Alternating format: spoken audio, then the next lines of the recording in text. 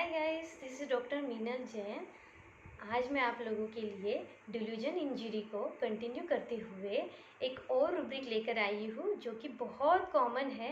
और जो मेरा इसके पहले का जो रूब्रिक था, delusion injury is being injured, उसमें ये थोड़ा सा बहुत कंफ्यूजिंग रूब्रिक है। मतलब क्या कि जो न्यू कमर्स है उनको कंफ्यूजन होगा कि वो रूब्रिक पकड़े या ये रूब्रिक पकड़े, पेशेंट का से क्या है, और से के बाद में से भी समझ में आ जाए तो फिर दोनों में डिफ्रेंशिएट कैसे करें, क्या समझे, है ना।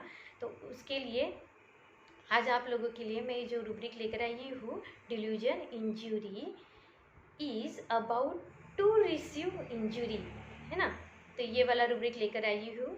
और इसके साथ में मैं एक और वीडियो बनाने वाली हूँ, उसका है कि delusion injury is being injured surrounded by his. ये जो 3 रूब्रिक है ना, इसमें ना कॉमनली जो न्यू कमर्स आते हैं या जो जो भी इनिशियल डेज में प्रैक्टिस कर रहे हैं कि भाई उनको इतना अच्छे से नई रूब्रिक्स के बारे में पता है, तो उनको बहुत कन्फ्यूजन हो जाता है कि ये तीनों पेशेंट तो से लगभग एक ही तरह से बोल रहा है, पर उसका जो क्रक्स है उसका क्या समझना चाहिए, जो रूब्रिक है उसका फील क्या समझना चाहिए, और एग्जैक्ट रूब्रिक क्वालिफाई कैसे करना है ना, इसमें बहुत कन्फ्यूजन रहता है। तो इसीलिए मैंने आज आप लोगों के लिए ये वीडियो लेकर आई हूँ, ठीक है। तो चलिए फिर हम लोग देखते हैं आज। सबसे पहले ये वाले वीडियो में मैं सबसे रिक्वेस्ट करना चाहती हूँ कि जो न्यू कमर्स है, जो पहली बार इस चैनल में वीडियोस देख रहे हैं, तो प्लीज़ इसके पहले का जो वीडियो है मेरा, delusion injury is being injured वाला, तो प्लीज़ आप उसे पहले देखिए, क्योंकि उसमें मैंने डिल्यूजन क्या होता है और इंजुरी क्या है ये दोनों एक्सप्लेन किया। तो उसमें एक्सप्लेन किया, तो मुझे लगता नहीं है कि अभी इस वाले वीडियो में मुझे वो एक्सप्लेन करने की ज़रूरत है। तो आप प्लीज़ वो वाला वीडियो देख लीजिए और समझ लीजिए, जो न्यू कमर्स है और जिनको भी दिक्कत आ रही है, ठीक है। तो आज हम लोग ये वाला जो रूब्रिक लेंगे, तो इसमें 2 वर्ड्स बहुत ज़्यादा इंपॉर्टेंट है। बाकी तो वर्ड्स अपन ने समझ में आ गए कि इंजुरी क्या होती है, डिवीजन क्या होता है, ठीक है। तो 2 वर्ड्स इंपॉर्टेंट वर्ड्स क्या है, अबाउट। हाँ, इसमें ये वर्ड है अबाउट। अबाउट बोले तो क्या, जब रूब्रिक के कंटेक्स्ट में लिया हम लोगों ने कि अबाउट को क्या समझेंगे, ठीक है।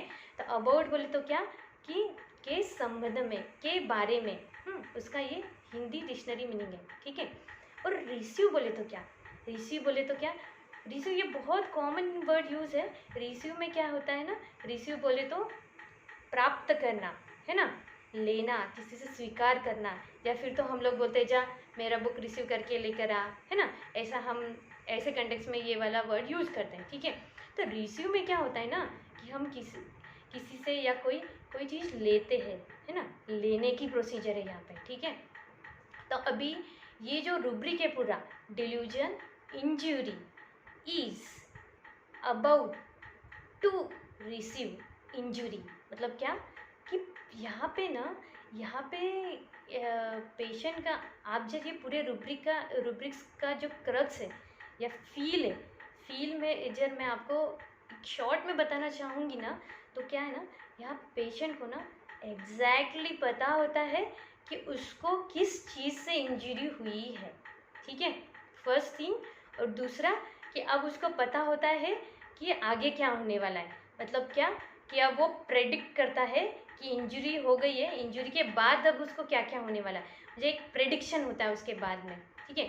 Delusion injury is being injured में क्या था कि पेशेंट हमेशा एक पॉइंट नरेट करता है, और वो पॉइंट के बाद से लेके तो अभी तक के एक इंजरी उसको कंटिन्यू हो रही है, मुझे उसकी जो कंटिन्यूटी होती है उसमें कहीं तो भी कंटिन्यू ब्रेक डाउन आ रहा है, ऐसा पेशेंट आपको नरेट करेगा, ठीक है। ये हो गया delusion injury is being injured. अभी रिसीव में क्या होता है ना, रिसीव में क्या होता है कि पेशेंट को एग्जैक्टली डेफिनेटली पता होता है कि ये चीज़ से मुझे ऐसा ऐसा होने वाला है।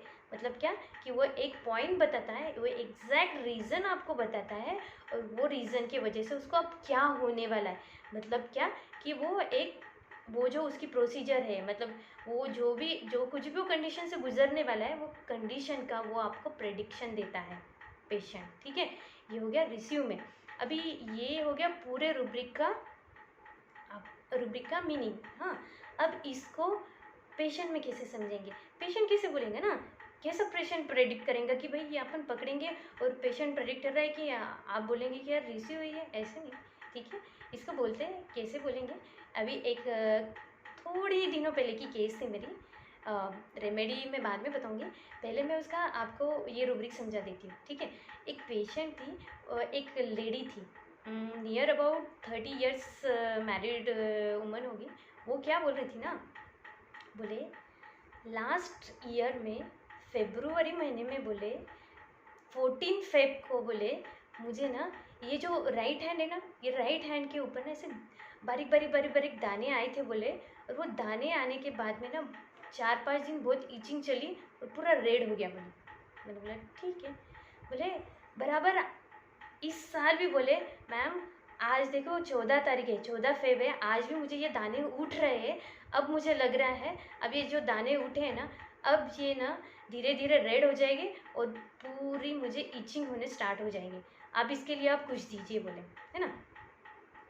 तो देखिए अभी ये जो से उसने बताया ना, वो थोड़ी डरी हुई थी, ये जब बता रही थी कि उसको एकदम से याद आ गया कि 14 फरवरी को भी लास्ट ईयर में उसको ऐसे रैश आए थे और उसका 8-15 दिन उसके लिए कंटिन्यू ट्रीटमेंट करनी पड़ी थी, ठीक है।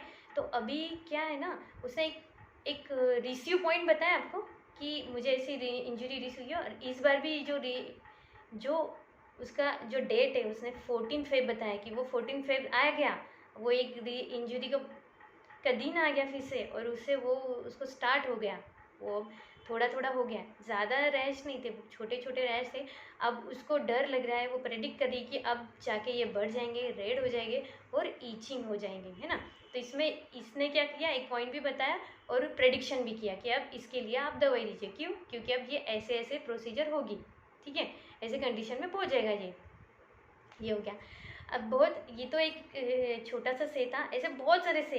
एक पेशेंट था, एक लड़का था छोटा, 10-15 साल का होगा। वो क्या बोला ना, बोले मैडम जब जब मैं नींबू खाता हूँ ना तब तब मुझे खांसी होती है बोले। ये भी division injury is about to receive है इंजरी, है ना।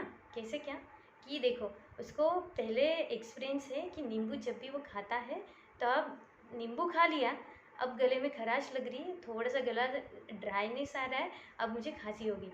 मुझे उसने प्रेडिक्ट भी किया और उसको पता भी एग्जैक्ट कॉज कि मुझे नींबू की वजह से ही हुआ, ठीक है। उसको डेफिनेटली पता होता है कि नींबू की वजह से ही हुआ करके, वो श्योर शॉट होता है कभी भी पेशेंट, है ना। ये हो गया, ये एक एग्जाम्पल हो गया। एक दूसरा एग्जाम्पल कि ना वो रात को ना एक पेशेंट बोलता है कि रात को ना मैंने वो वड़ा पाव खाया बोले, अब वो वड़ा पाव खाया ना बोले, आज मुझे ना थोड़ा सा बहुत मचलाहट हो रही है बोले, अब मुझे उल्टी है, एक तो उल्टी हुई है, अब मुझे उल्टियाँ होगी बोले मैडम, अब इसके लिए आप दवाई दीजिए, ठीक प्लीज़ प्लीज़ इतना कीजिए, इसके लिए आप दवाई दीजिए, है ना। तो ये भी क्या है ना, delusion injury is about to receive, मुझे क्या कि वो वड़ा पाव खाने से, मुझे वड़ा पाव से उसको इंजरी रिसीव हुई है और आगे क्या होने वाला है, उसने मुझे उल्टियाँ हो रही है, उसको नौशेटिक हो रहा है और अब उल्टियाँ होगी, बहुत ज़्यादा प्रमाण में होगी, ये उसने प्रेडिक्ट किया, अब ऐसा होगा, है ना। अभी क्या है ना, ये तो हो गया, ये तो 2-3 पेशेंट के मैंने से आपको बताया। ऐसे आपको आसपास बहुत सारे सेज मिलेंगे पेशेंट लोगों के कि उसमें उन्होंने बताया, आप झट से पकड़ लोगे कि ये delusion injury is about to receive है करके, है ना। क्या है ना कि ये जो रूब्रिक है इसमें ना बहुत बार ना एक और कन्फ्यूजन होता है, क्या कि delusion injury is being injured surrounded by his, ये वाले रूब्रिक में ना एक पेशेंट से देता है कि ना ये ऐसे बदली आई ना बोले कि मुझे ना मैडम बोले ऐसी बदली आई ना कि मुझे ना दमा का त्रास होने लग जाता है, ठीक है। तो क्या होता है ना, आजू बाजू की जो सराउंडिंग है, सराउंडिंग मतलब क्या है कि वेदर क्या है, चेंज हो गया, बदली है, तो बदली की वजह से उसको तकलीफ होती है, ठीक है। तो ये भी ये वाला से ये वाले रूब्रिक में आता है। पर पेशेंट जब बोलता है ना कि मैडम बोले तीनों सीज़न में समर में हो, विंटर में हो या रेनी सीज़न हो, तीनों सीज़न में बोले ये सोराइसिस के पैच बढ़ जाते हैं मेरे, है ना। ऐसा जब पेशेंट बोलता है ना, ये भी delusion injury about to be received में आता है। क्यों? क्योंकि उसको एग्जैक्टली पता होता है कि क्लाइमेट चेंज हुआ या सीज़न चेंज होता है, क्योंकि उसको पहले भी इस बात का एक्सपीरियंस है और अब उसे ये होगा। अब देखो जैसे समझ में आता है, बहुत सारे सोराइसिस के ऐसे पेशेंट हैं कि आते ये, पर ये जो रूब्रिक है ये जो भी पेशेंट बोलेगा ना, आप इसको प्रोब करके ये वाला रूब्रिक नहीं निकालना कभी भी। पेशेंट खुद होके सबकॉन्शियसली जब आपको ये सेंटेंस देगा, ये सेज देगा, ये ऐसी बात बोलेगा ना, तभी ये रूब्रिक क्वालिफाई होगा और तभी उसे लेना है और तभी आपकी रेमेडी राइट रहेगी, अदरवाइज आप गलत हो जाओगे। ठीक है, ये हमेशा याद रखना है। तो मुझे लगता है कि आप लोगों को ये वाला रूब्रिक समझ में आ गया होगा, है ना। आप लोगों को मेरे वीडियोस अच्छे लगते हैं तो प्लीज़ इसे सब्सक्राइब कीजिए, शेयर कीजिए, बहुत सारे लोगों को बताइए, ताकि सब लोगों को जो भी नॉलेज है, मेरा एक्सपीरियंस है, मैं सबके साथ शेयर कर सकूं। होम्योपैथी आप जितना शेयर करोगी ना, उतना वो ग्रो करेगी और उतना आप लोग भी सीख पाओगे। ठीक है, तो थैंक यू।